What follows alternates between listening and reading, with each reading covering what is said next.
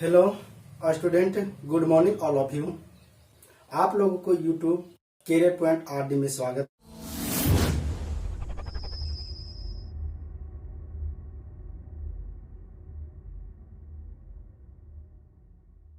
है। हम लोग भारत के भौतिक स्वरूप की जानकारी प्राप्त कर रहे हैं, जिसमें भारत के भौतिक स्वरूप को 6 भागों में बांटा गया था।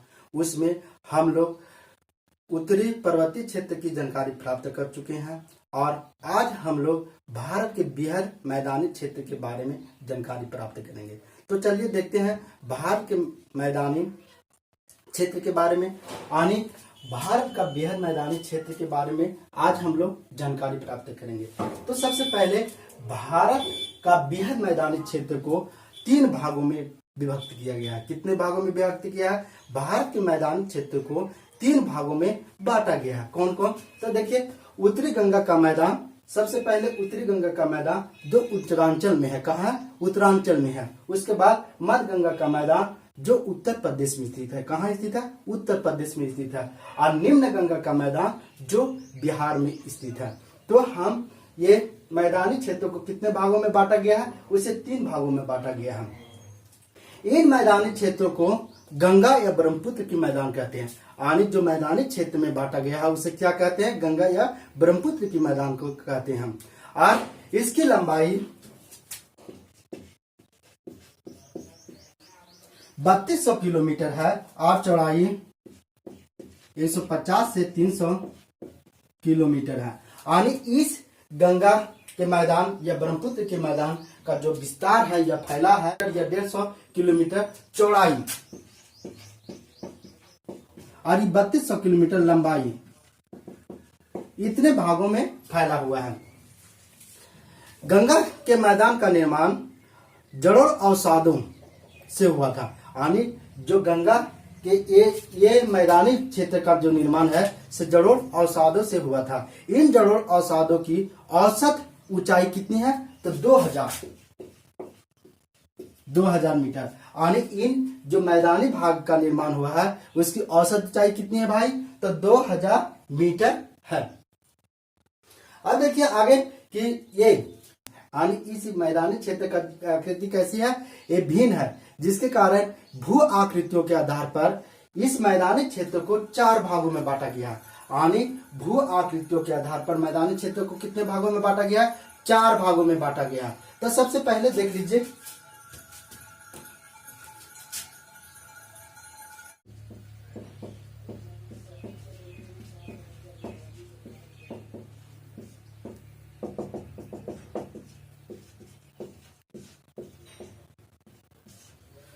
देखिए नदियां हैं जो पर्वतीय क्षेत्र से प्रभावित होती हैं। यानी पर्वत से प्रभावित हो रही है तो पर्वत से अगर प्रभावित होगी तो उसके रास्ते में अगर पत्थर, कंकड़ या चट्टान जो भी आएगा उसे काट कर लाएगी। और वो जहां गिरती है, ये नदियां यहाँ से पर्वत से निकलती है और यहाँ गिर रही है, तो क्या करेगी? वो पत्थर, कंकड़ या चट्टान को यहाँ आके जमा कर लेती है। तो ये पत्थर बड़ा बड़ा जमा हो गया है। ये पत्थर और इस पत्थर को जमा करने के कारण यहाँ का होती है नदियां लुप्त हो जाती है। यानी इस क्षेत्र को, इस जगह जो नदियां हैं से भाभर का मैदान यानी इस जगह जहां भी कंकड़ पत्थर जो जमा करती है, लुप्त होती है नदियां, वहां भाभर का मैदान कहा जाता है। कौन सा मैदान कहा जाता है? भाभर का मैदान कहा जाता है। कहां पर? जहां नदियां लुप्त होती है। आप देखते होंगे कि उसके बाद अगर यहाँ लुप्त हो गई नदियां तो कहीं ना कहीं तो निकलेगी ही, और वो जहां निकलती है उसे तराइन का मैदान कहते हैं। आप लोग इसका अच्छा उदाहरण यह समझ सकते हैं कि कभी आप लोग तो किसान होंगे और जो अगर खेती बाड़ी करते होंगे तो अभी गेहूं का मौसम है, गेहूं कटाई चल रहा है, तो देखते होंगे कि उसमें चूहा लग जाता है। यानी उसको हम लोग बोलते हैं भूस, और वो क्या करता है? अंदर से छेदा कर देता है। तो अगर उसमें हम लोग पानी डालते हैं तो देखिए यहाँ पानी घुस रहा है तो आगे निकलेगा, पता ही न चलेगा। जैसे अगर यहाँ पानी घुस रहा है तो आगे निकल रहा है, पता ही नहीं चलेगा हम लोग को कहाँ निकलने वाला है। तो एक क्या होता है कि ये अंदर से यहाँ निकल गया। उसी प्रकार से यहाँ पत्थर कंकड़ है तो यहाँ विलुप्त हो जाती है नदियां। और ऐसे भी पत्थर आप डाल दीजिए नदी में तो क्या होगा कि अंदर अंदर से पानी जाने लगेगा, तो यहाँ विलुप्त हो जाती है नदियां। और जहां ये नदियां, उसी को कहते हैं भाभर का मैदान। और जहां ये नदियां विलुप्त होती है, वो जहां निकलती है उसे तराइन का मैदान कहते हैं, जहां निकलती है। अब ये नदियां कहा होती है कि ये तराइन के मैदान जगह, तो इसकी धारा क्या हो जाती है, धीमी हो जाती है। और इसके साथ क्या होता है, देखते होंगे कि नदी में थोड़ा कंकड़ पत्थर जो बचा हुआ छोटा छोटा, या उसका वो आगे चली जाती है। और आगे जाती है तो ये नदियां ऐसे बहते बहते यहाँ अपना अवरोध जो भी कचरा उचड़ लेकर आती, पत्थर उथल यहाँ छोड़ने लगती है। तो यहाँ एक ऊंचा तरह से बन जाता है मैदानी क्षेत्र, तो उसे पुरानी जलोढ़ मिट्टी कहते हैं। या तो पुरानी जलोढ़ मिट्टी का यहाँ जमा हो जाता है, जिसके कारण इसे बागर का मैदान कहते हैं। और ये नदियां जब आगे नदी के किनारे ही जो मलबा जमा करती है उसे नई जलोढ़ मिट्टी कहते हैं, और वो खादर का मैदान होता है। और फिर लास्ट में नदियां समुद्र में चली जाती है। तो हम लोग सबसे पहले आज देखते हैं ये भाभर का मैदान।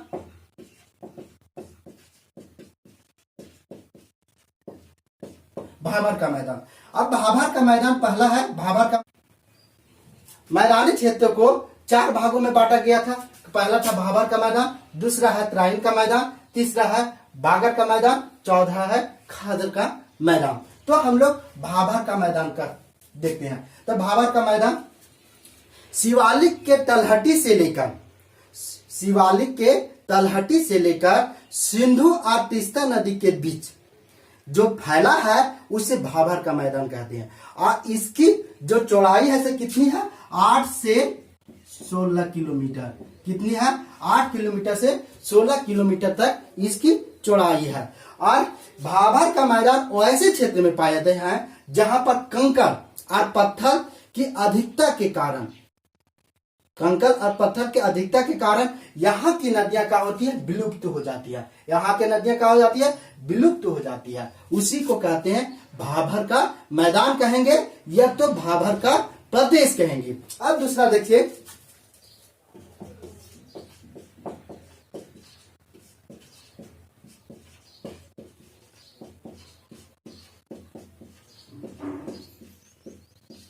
तराइन का मैदान या प्रदेश। दूसरा नंबर में आता है तराइन का मैदान या प्रदेश। अब देखिए तराइन का मैदान का निर्माण जो भाभर के दक्षिण में है। अब देखिए यहाँ तराइन का मैदान, यहाँ ये भाभर का मैदान है ये, और तराइन का मैदान कहाँ है, भाभर के दक्षिण में है।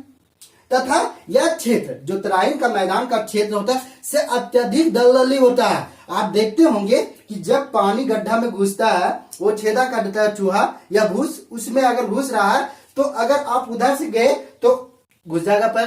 तो उसी को दलदली, यह क्षेत्र कैसा होता है, दलदली होता है, अत्यधिक दलदली होता है। और भाभर के मैदान में लुप्त नदियां जो तराइन के मैदान में आपस आ जाती है। कहा, ये यहाँ प्रवेश कर रही, घुस रही नदियां, और तराइन के मैदान में कहा आती, बाहर आ जाती है। ठीक है, उसके बाद देखिए भाभर का मैदान से जो प्रवेश की, यहाँ लुप्त हुई नदियां से कहा निकल रही, तराइन के मैदान में निकल रही है। अब देखिए ये भाभर की नदियां हैं, भाभर में लुप्त नदियां कहाँ निकलती है, तराइन के मैदान में निकल रही है। अब यहाँ पर नदियां की धारा रहती है, लेकिन ये क्या होती है, धीमी हो जाती है। कैसी हो जाती है, धीमी हो जाती है। और तराइन के मैदान में वन प्रदेश कहा जाता है। अत्यधिक वन होने के कारण इसे वन प्रदेश भी कहा जाता है। और जैव विविधता का विशाल क्षेत्र कहाँ है, तराइन का मैदान में। अब जैव विविधता का विशाल क्षेत्र के बारे में हम आगे के वीडियो में बताएंगे कि जैव विविधता किसे कहा जाता है। अब तीसरा नंबर में देखिए,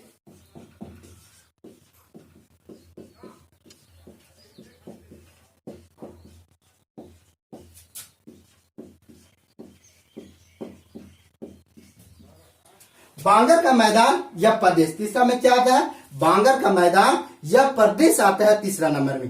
तो इसका निर्माण कैसे होता है, बांगर का मैदान जो पुरानी जलोढ़ मिट्टी से निर्मित होती है। देखिए यहाँ पुरानी जलोढ़ मिट्टी से निर्मित होती है, तथा यह ऊंचाई पर निर्मित होती है। कहा, ऊंचाई, ऐसा क्षेत्र जो बांगर का मैदान होता है ऊंचाई होता है, क्योंकि ये बांगर के मैदान में क्या होता है, छोटे छोटे कंकड़ और रेतीली रेत पाई जाती है। यानी रेत पाया जाता है, छोटे छोटे कंकड़ पाए जाने के कारण यह असमतल हो जाता है। ये ऐसा जो क्षेत्र होता है असमतल होता है और ऊंचा नीचा क्षेत्र होता है, ठीक है। उसे स्थानीय नाम यानी इस बागर के मैदान को स्थानीय नाम दिया गया है मुंड।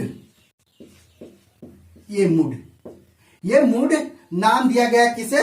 बागर के मैदान का स्थानीय नाम। और इसी बागर के मैदान को गांवों का मिट्टी भी कहा जाता है। क्या कहा जाता है? गांवों का मिट्टी।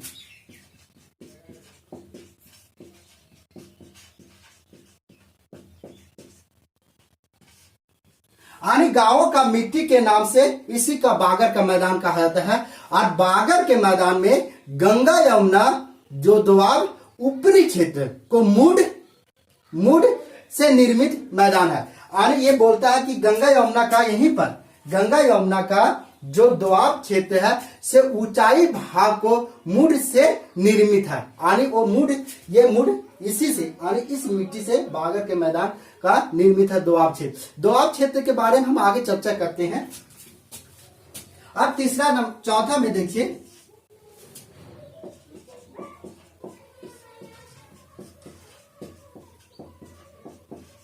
खादर का मैदान। अब देखिए ये खादर का मैदान है। तो खादर का मैदान जो मध्य गंगा मैदानी क्षेत्र और निम्न गंगा मैदानी क्षेत्र में पाया जाता है। किसका? खादर का मैदान। और यहां पर और इस मैदान में खादर के मैदान में प्रत्येक वर्ष बाढ़ आती है, जिससे नई जड़ों अवसादों को जमा कर देती है, यानी नदी के किनारे छोड़ देती है। जैसे यहाँ देखिए हर वर्ष बाढ़ आ गई तो ये नदी के किनारे ये छोड़ देती है यहाँ पर, तो उसे खादर का मैदान कहते हैं या नई जड़ों मिट्टी का मैदान भी कहते हैं। अब ये मिट्टी है यानी ये मिट्टी से अत्यधिक उपजाऊ मिट्टी होती है। कैसी मिट्टी होती है? अत्यधिक उपजाऊ मिट्टी होती है। कौन? खादर का मैदान। अब देखिए ये खादर का मैदान को अन्य नाम से भी जाता है। इसे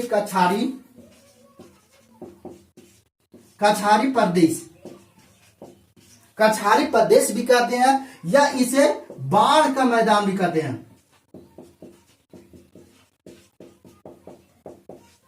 यानी खादर के मैदान को कछारी प्रदेश भी कहते हैं और बाढ़ का मैदान भी कहते हैं।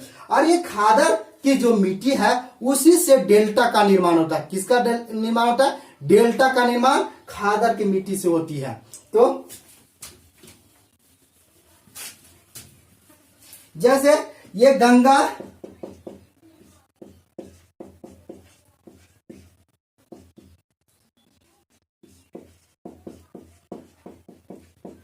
ब्रह्मपुत्र का डेल्टा का निर्माण किस मिट्टी से होती है?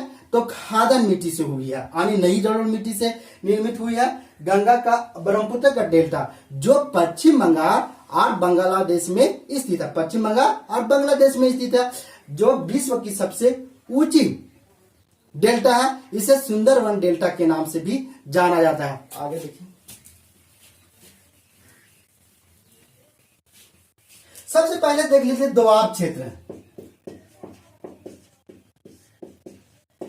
आपको मन में यह प्रश्न उठ रहा होगा कि दोआब क्षेत्र आखिर किसे कहते हैं? दोआब क्षेत्र किसे कहते हैं? तो देखिए जैसे ये गंगा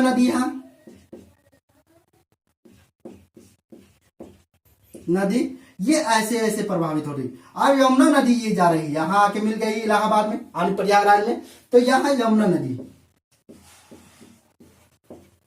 तो इसके बीच के जो क्षेत्र होता है वो उसी को दोआब क्षेत्र कहते हैं। इसके बीच के क्षेत्र को क्या कहते हैं? दोआब क्षेत्र कहते हैं। यह अत्यधिक उपजाऊ मिट्टी होती है। दोआब क्षेत्र कैसी होती है?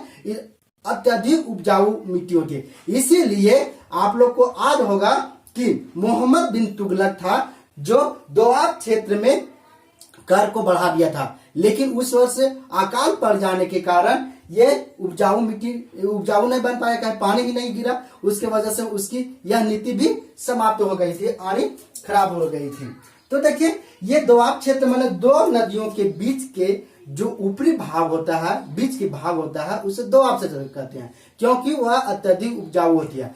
हर वर्ष उसमें बाढ़ आती है तो नई जड़ों मिट्टी बिछा रहती है। उसके वजह से आप देखते हैं कि अगर नदी के किनारे में कंधा तो आप लोग जानते होंगे, तो उसको अगर रोक दीजिए, एक बार कोड़ दीजिए, नहीं भी कोड़िएगा नहीं तो बहुत बड़ा बैठेगा। आप लोग ऐसा करके देखिएगा अगर नहीं किए होंगे तो देखिए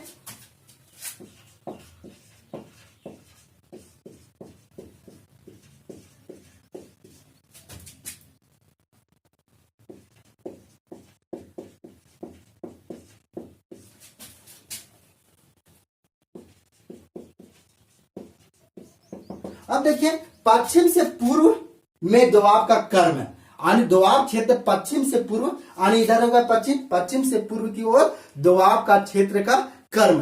तो ये बहुत बार एग्जाम में पूछे गए हैं, इसलिए इसको समझना भी आप लोग को है और आज भी रखना है।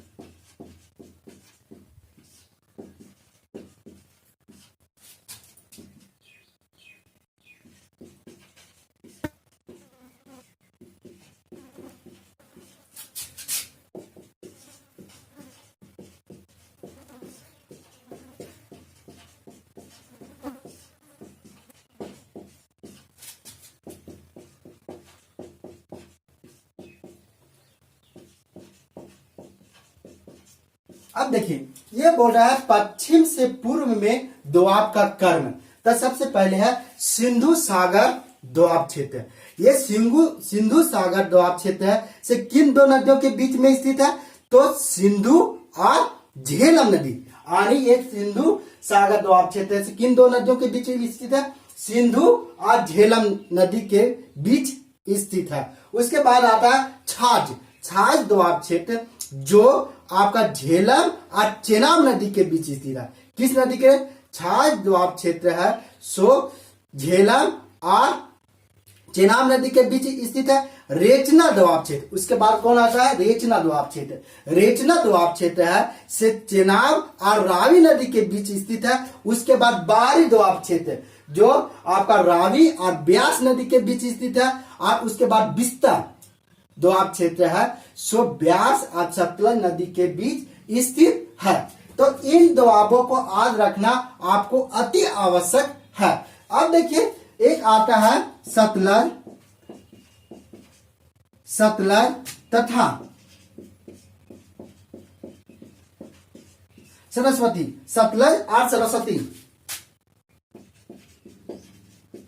सरस्वती दोआब क्षेत्र जो अब नहीं रहा, क्योंकि सरस्वती नदी है से अब विलुप्त हो गई है, तो ये दोआब क्षेत्र ही नहीं रहा। और सतलज नदी के पुरानी धारा, यानी सतलज नदी के पुरानी धारा को क्या कहते हैं? घग्घर नदी कहा जाता है।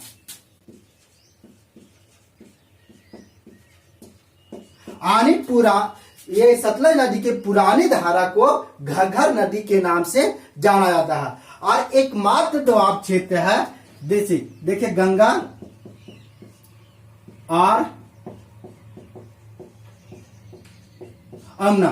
गंगा और अमना का दोआब क्षेत्र एकमात्र दोआब क्षेत्र है जो बागर मिट्टी से निर्मित है। यानी ये सब जो दोआब क्षेत्र है से किससे निर्मित है? तो खादर नदी से निर्मित है। और ये मात्र गंगा और अमना का दोआब क्षेत्र है जो बागर मिट्टी से निर्मित है। तो इस तरह से आपका भारत का बृहद मैदानी क्षेत्र समाप्त हो गया। हम लोग भारत का भौतिक स्वरूप में भारत का बृहद मैदानी क्षेत्र को देख रहे थे। अब आगे हम लोग देखेंगे भारत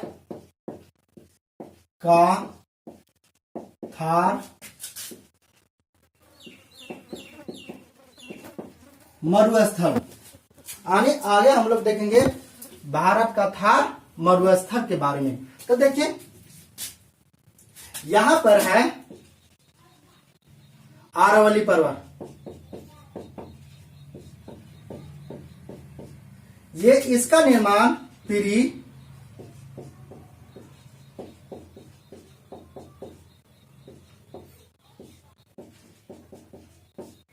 यानी इस अरावली पर्वत का निर्माण प्री कैम्ब्रियन काल में हुआ था। यहां पर है राजस्थान, ये तो जान ही रहे थे। यहां गुजरात है, यहां पर है पंजाब, और यहां है हरियाणा। ठीक है, तो सबसे पहले ये भारत का थार मरुस्थल, जो भारत का थार मरुस्थल जो आरावली पर्वत के पश्चिम में स्थित है। देखिए भारत का थार मरुस्थल है, सो आरावली के पश्चिम में स्थित है। ये थार मरुस्थल आपका है, थार। और इसका विस्तार भारत के 4 राज्यों में है, यानी थार मरुस्थल का विस्तार भारत के कितने राज्यों में? 4 राज्यों में है। तो देखिए यहां गुजरात है, राजस्थान है, पंजाब और हरियाणा, ये पूरा फैला हुआ है। गुजरात, राजस्थान, पंजाब, हरियाणा में 4 राज्यों में है। और थार मरुस्थल के स्थान पर पहले जलमंगल क्षेत्र था, लेकिन अब वहां पर शुष्क और अर्धशुष्क दशाओं के कारण रेगिस्तान है। किसके कारण? शुष्क और अर्धशुष्क दशाओं के कारण ये जलमंगल क्षेत्र था, यानी समुद्र था। तो उसी के कारण ये शुष्क और अर्धशुष्क दशाओं के कारण अब यहाँ पर रेगिस्तान है। और ये थार मरुस्थल का कुल क्षेत्रफल, ये बहुत बार पूछा भी गया कि थार मरुस्थल का कुल क्षेत्रफल कितना है? तो 5 लाख वर्ग किलोमीटर। कितना है? 5 लाख वर्ग किलोमीटर थार मरुस्थल का कुल क्षेत्रफल है। अब आगे देखिए, थार मरुस्थल जो 2 देशों के बीच स्थित है। आप पूछेगा कि थार मरुस्थल से कितने देश लगे हुए हैं उनकी सीमा से, तो 2 देश में ये फैला हुआ है थार मरुस्थल, एक तो भारत और दूसरा पाकिस्तान। ये पाकिस्तान का क्षेत्र। थैंक यू दोस्तों, आज आप लोग को ये थार मरुस्थल समाप्त हो गया। आज यहीं तक, हम अगले वीडियो में।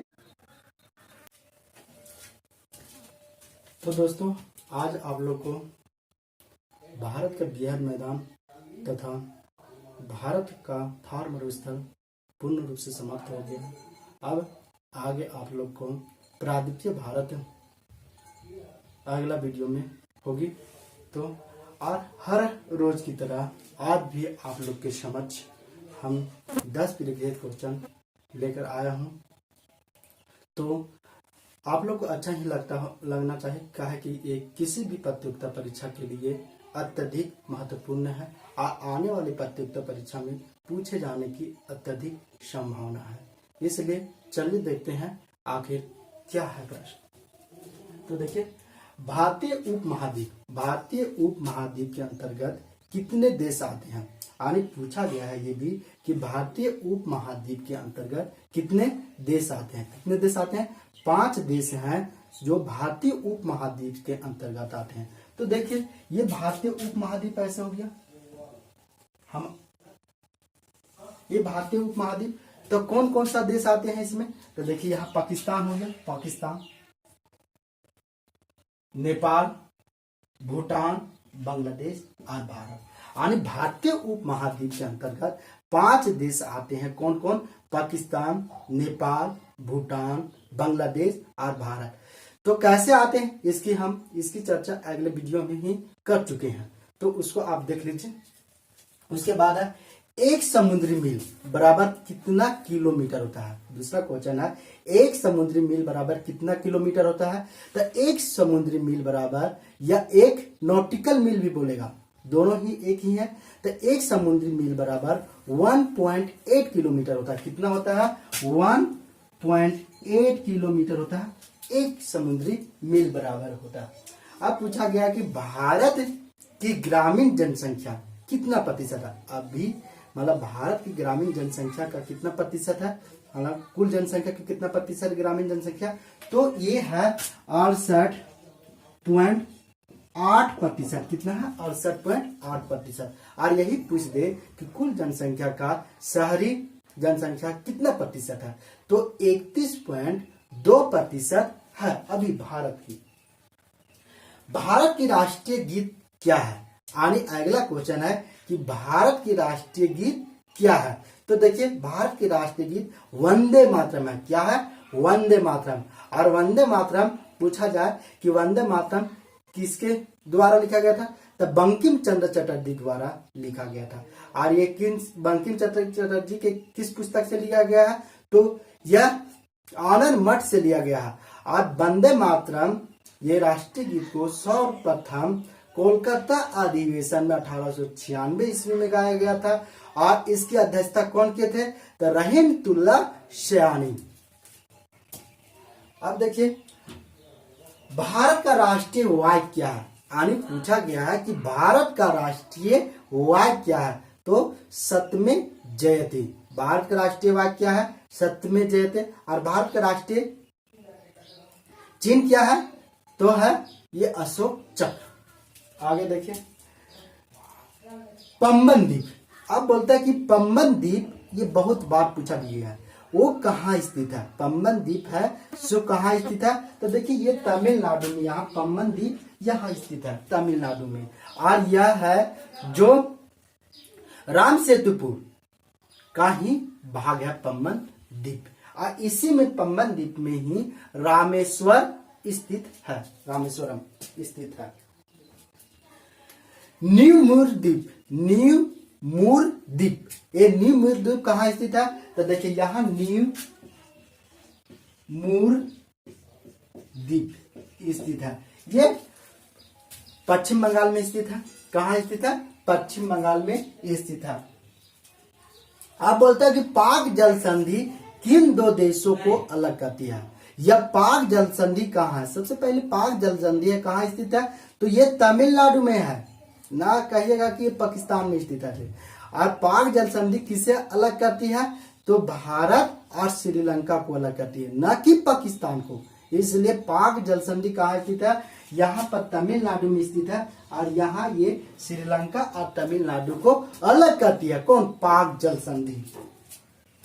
अब बोलता है कि भारत के राष्ट्रीय जलीय जीव क्या है, कौन है? यानी भारत के राष्ट्रीय जलीय जीव क्या है, तो क्या है? डॉल्फिन।